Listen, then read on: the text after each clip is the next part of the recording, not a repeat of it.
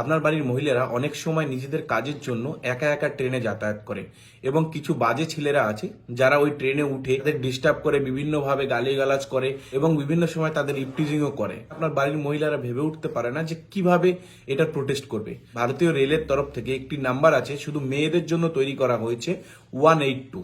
এটি একটি women helpline number. এই নাম্বারে আপনি সঙ্গে সঙ্গে ফোন করবেন এবং আপনি কোন ট্রেনে আছেন এবং কত নম্বর বগিতে আছেন সেটা শুধু তাদের জানাবেন।